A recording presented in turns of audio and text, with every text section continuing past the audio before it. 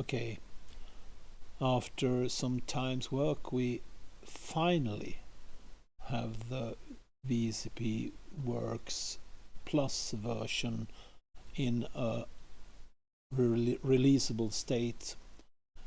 It's still in alpha, and it's as version 001 and will stay there for a while, I think. But I want to show it is useful as of today, and I want to show you guys what we can do with it. And this is the main window, and the main window holds the communication methods we have with VSCP devices. And as we can see, we have canal, which we recognize from the old VSCP Works. We have socket can, which is its own item in this new version. It was a canal driver in the previous version, and socket can is only available on Linux. We have the TCP/IP connection, where we use the VSCP TCP/IP link protocol. It's been around since VSCP started 25 years ago. And we have MQTT connections. That's a few years old now, and I think very stable at the moment. It's the main communication method used for higher end devices as from now on. And we have the two WebSocket protocols or communication methods. It's the VS1, which is a string-based WebSocket protocol, and we have VS2, which is a JavaScript-based WebSocket protocol. The first one is a little more efficient than the second one, but both are around, and the VSCP daemon have drivers for this.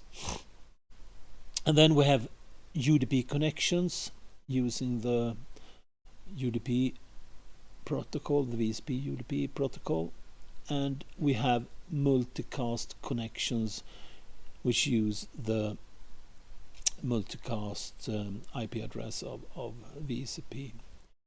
So it's quite a few methods to communicate. This will increase over time, but other things will have higher priority at the moment. For each connection you can do different things. You can open a session window, and a session window was the main thing on the old VSCP Works. We will see how it works in a bit. And you can open configuration windows to a remote node and configure it. And you can scan for nodes on a bus. Both of these was also available on the old VSCP Works. And you have a bootloader, so you can update firmware on a remote device. New in this version is that we have an MDF editor that allows to create MDF files and edit MDF files. So the usual way to to reach the functionality is to right click, and when you right click you can add a new connection in each group here, edit the connection like this, set filters, test that it works, get the interfaces. In this case, as it's a TCP/IP interface, and you can remove it, you can clone it, you can add new connections, and you can do that also up here. But you also can reach the functionality that we can work with over each interface. Open a session window, configuration window, do a node scan, or do a boot load sequence or load firmware to a device. So that's what we can do. We will continue with sessions. Okay, sessions. We recognize them from the old VSCP Works, and we right click, select sessions, and we get the events coming on that interface. And this is 6 nodes that are located in the cellar of this house that are connected to a pellets furnace and do some warm water production, measure water usage and some temperatures and a lot of other things. An important difference here is that, first of all, we see all the events in real text.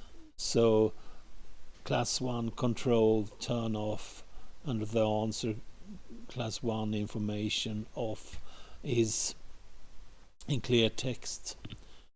We see the node ID directly here. It's easy to know which node it is. But also we get from the UID and from the node ID we get the actual device. We can see them here. So this is the Paris furnace, and we have the UID at the end of it. So this sends all the data from the interface. We can investigate it. If we look here, we see we have received what kind of events we have received and the count.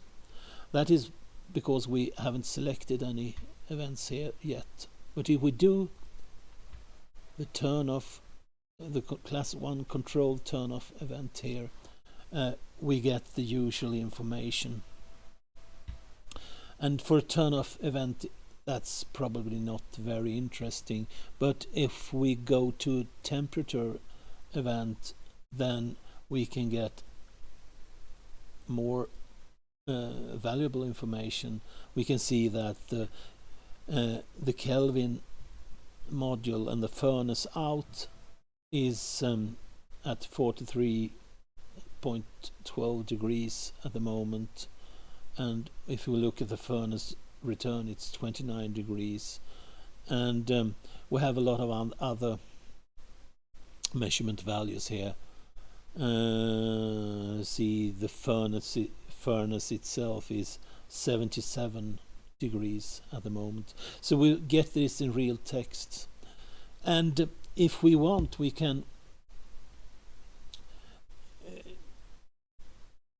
get the information about the event like this. We just click on it and it will take up the temperature event. Or if we rather want to look at the measurement class, we get that information. Or we can look at the head and we get that information. This is something that is all over the place now and is very useful. You don't need a manual. You can get information right at your fingertips. The other way we can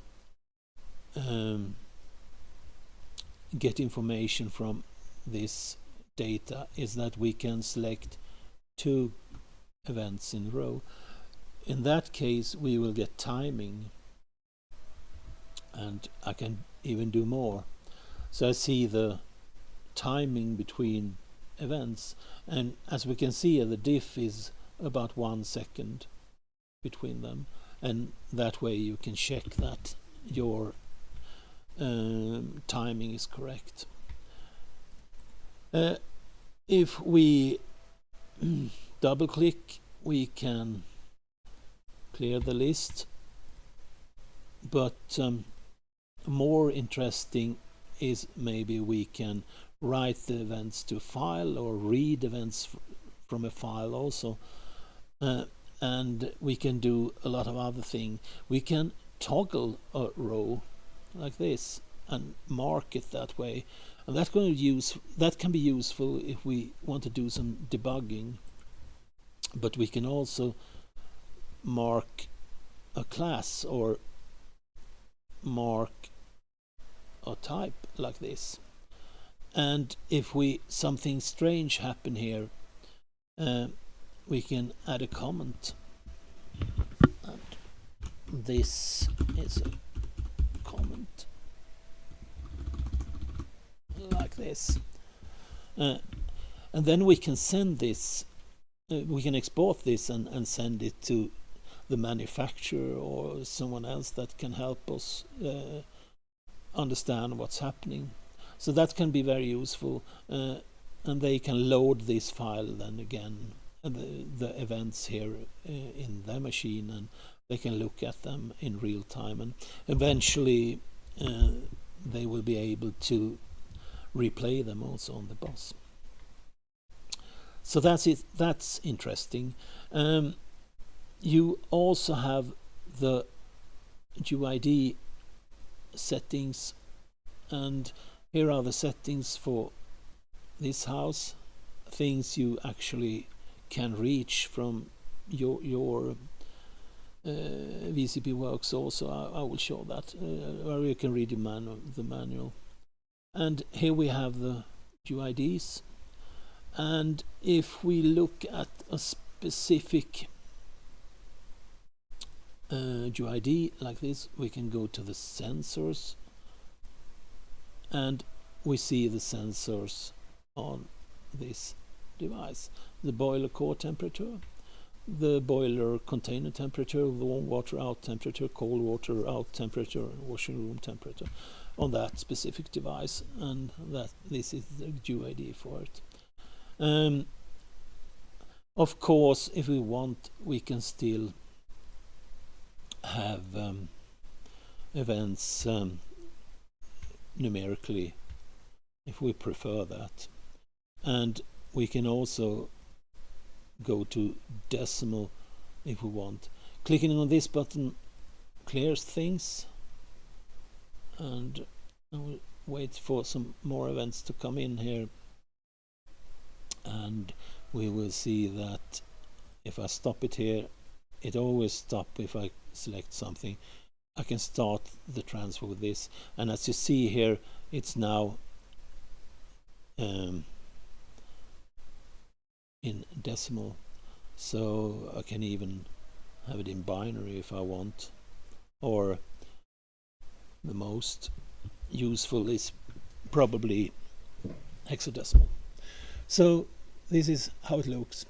We can set filters and define very complex filters, but this functionality isn't enabled in this version, and clicking on this one, you enable a filter. But as I said, it's not available here. The transmission, we can define as many we want here, and double click sends the event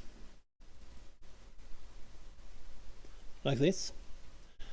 And in this case, if we look at it, you saw it looked a little strange here, but that's because it sends 4 events at a time here. So we can define what we want, and again, this is done in clear text. So if I want to change this to, what shall we say, We can take control here and send PVM, and now I don't know the data for it, so but we can use it like that, and it will send a PVM instead. So we see here,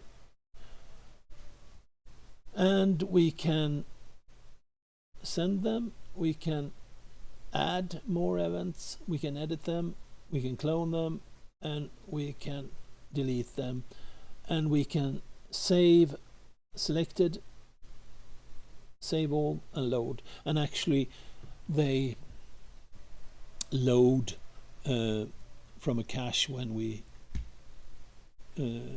start if we want. So this is hopefully useful.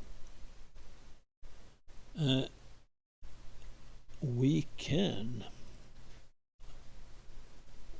take away that one. If we look at the links interface here, which is what you see if you go to the demo server here at our company. This is the MQT then, and you see a lot of more information. It's the electrical power that comes in every second from our electrical interface that we see here. But the working is the same for all other interfaces. So that is the session window.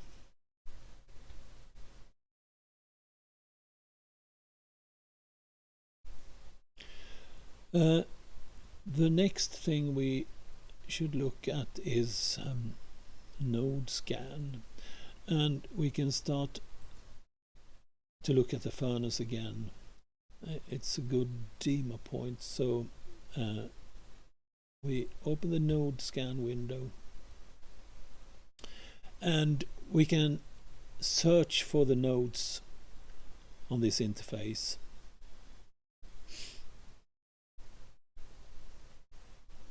And here they come. And a difference here in this version is also that the MDF is downloaded when the node is found. So what we have here is the Beijing EU controller node. Is a node ED1, and 2 we have a Vilnius AD module, and 3 we have a Kelvin temperature sensor module, and 4 Paris relay control module, and 5 an Accra counter module, and 6 a Kelvin temperature sensor module. And when we click on them, we get the information about them down here, and it's the standard information of a device. You recognize it from the configuration also. But another interesting thing we can do today, that we partly could do in the previous version, that is, we can open the configuration window from this point, and we just right click and we go to configure, and shoop, we have the configuration again, and can configure the node. But we can also go to the firmware updater and open a firmware update window for that node, and as you see, it selects the correct node ED, but we should look at that later.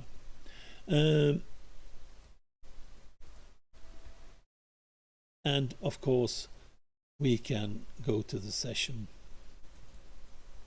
window if we want, like this. Okay, that is the scan. It has some other features, but I think that tells it all.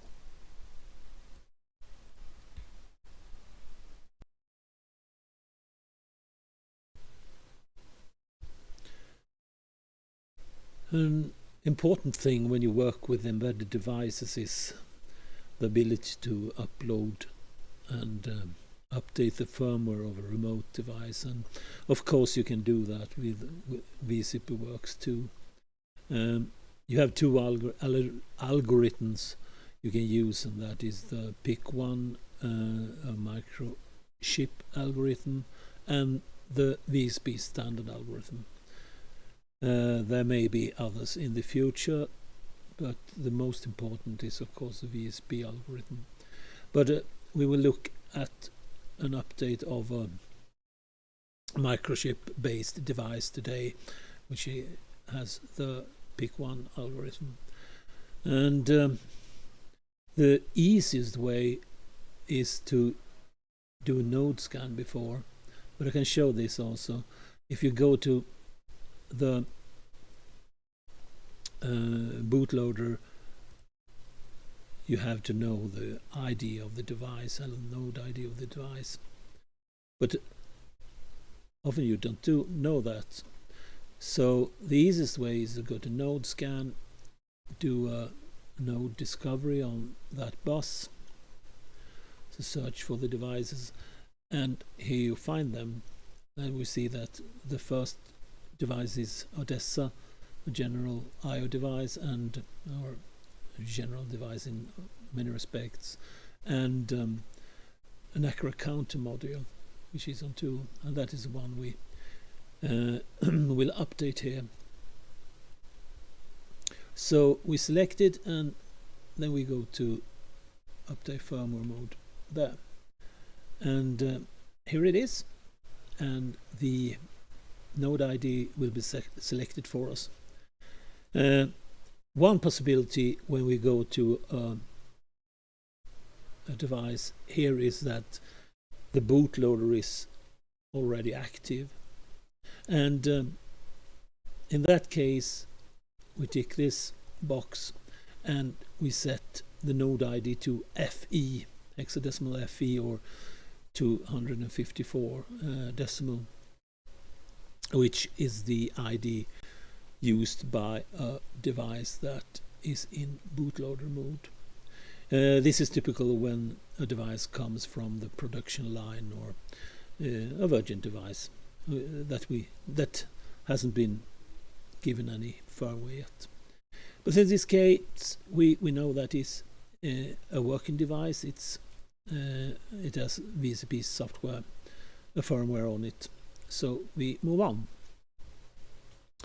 In the next screen, we can select if we want to use a local MDF file, and the MDF file always describes the device.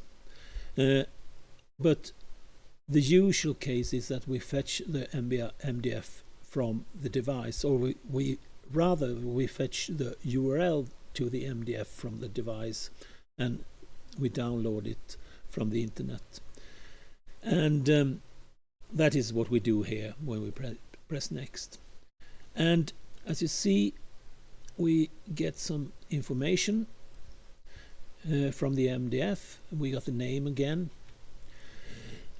We got the UID, which is a little bit strange on this demo device because it's on my desk.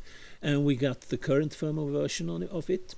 And we see what bootloader algorithm the device is expecting. And then we have a very important item here, which is the device firmware code. The device firmware code tells what hardware version the board we are about to update has. It can typically be hardware changes, such as replacing a processor with a newer version, or do other hardware changes that require different firmware. Although the board is the same. So this is very important, and you set a code in the standard registers of the device that identifies it, and that is what we get here. The firmware, on the other hand, then that you should load to the device must have the same, or should have the same, device firmware code. Otherwise, it's a possibility that you can brick the device. When loading firmware to the device, you have two choices. One way is to load a local firmware file. You got it from the internet, or it's sent to you on mail or something, or you built it yourself. Choose a local file. But the normal case here also is to select one of the firmware files that the MDF points to. So that is what we do now. So we click on this, and then we see what MDFs or what firmware files are available for this device. And what we see here is a typical case where we have two different processors. The 2580 is the older one, and the 26K80 is a later processor. And you see the target code is 0 here, and that's because the target code is a late addition to the standard registers, so it wasn't available when this device was created. But I know that the thing I want to update now is a 2580 device, so we select the latest firmware file of that. We get some information when we do that. We have a link to the hex files, we can investigate it, we have the version, the target again, target code, the format of this file, the date, a size if we want. Okay, it's selected, we press next, and then we have the opportunity to flash it, and we press flash device, and the flashing starts, and this is over a CAN bus, so progress like this, and then success, and we are finished. The device has a new firmware.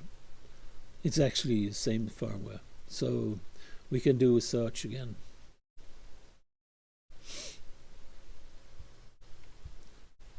And here it is, 104. It's the same as before, but still. So that is a way to update firmware, and that's a very useful feature we have, of course. And you can do that over a VSCP daemon if you want, and down to a bus, or you can have several VSCP daemons, and the updating of the firmware will proceed just fine, even if the device is on the other side of the world.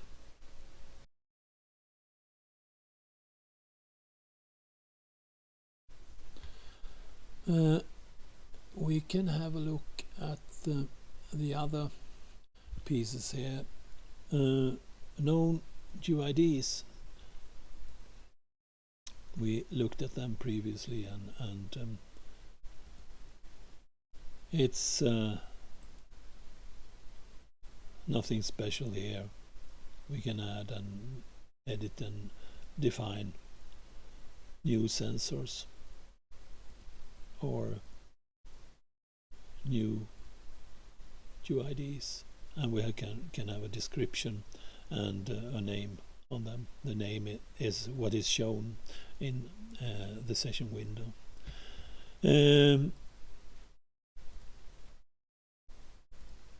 We have session filters, and they can be very complex.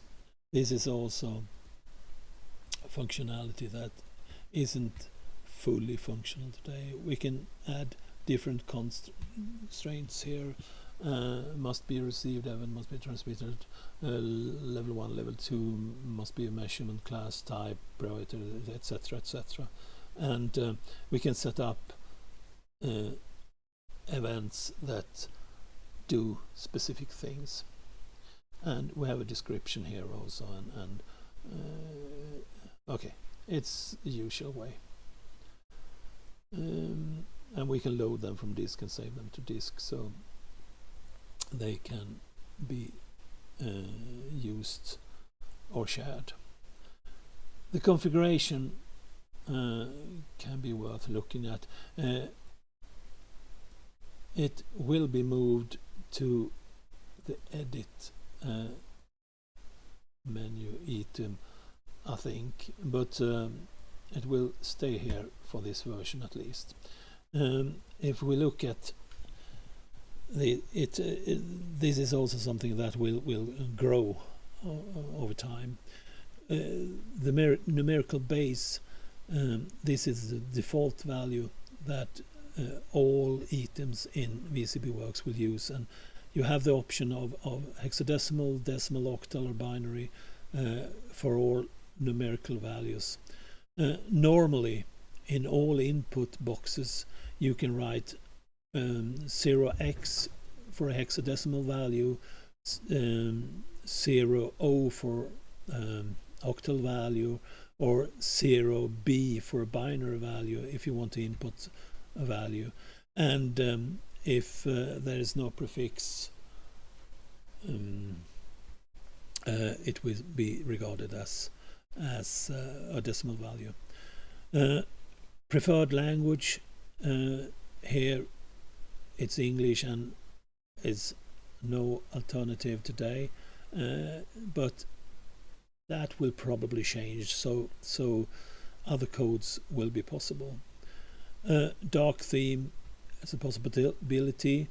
Ask before you delete or clear is a protection mechanism. If you click it, you will get a box that warn you. Always save in JSON format is okay. It's a way to always get JSON saved files.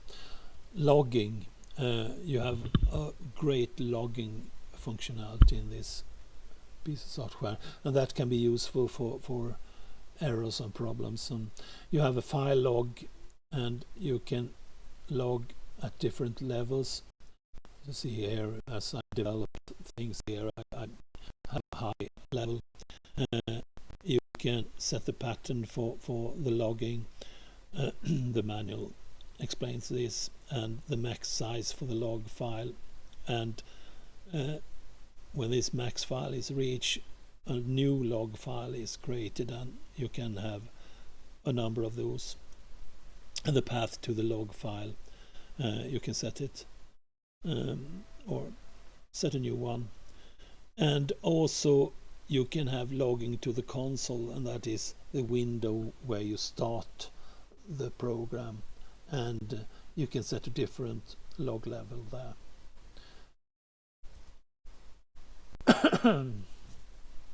Settings for the session window, default settings I should say, because many of these you can change in the communication settings. Response timeout, max number of events, -1 is no max number, and how the classes should be displayed. Symbolic is the textual form. You can have numerical in the selected base, numerical hexadecimal, and symbolic and plus hexadecimal. So you have some options, and the same is for type, and it's the same for the UID also. But the standard way is symbolic and UID there. And you can connect automatically. When you open the session window, you connect. It can be useful. And you can show full type token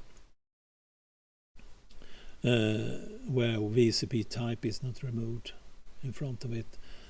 And you can auto-save, auto-load TX rows, and that is very useful because everything you define in transmission area is auto-saved for you, and the next time you load the window, that information will be available again. The configuration window, what base you want to have things listed in, response timeout again, connect and open, disable calls from MDF, expand, unload, etc. That will be all the pages and standard registers will be expanded. No colors is obvious, I think. Firmware loading. Here you have the must be equal to the code from the MDF firmware file.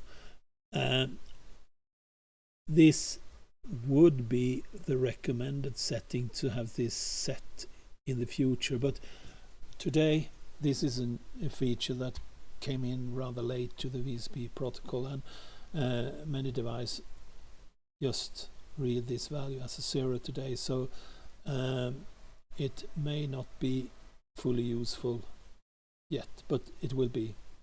And then we have data which tell where things are stored, and this is the VSCP event database, which is used for the symbolic class and type references, and it's stored here, and this is when it last was downloaded, and this file will be downloaded automatically when it's updated, so you will always get a fresh copy of it. And last but not least is the check for updates. You can click it, and as you see here, because I am testing this, a new version of VSCP Works is available, and I can tell the system to download it, and it is downloaded, and in that case I can go to the download folder and install the new version. Okay, that's it.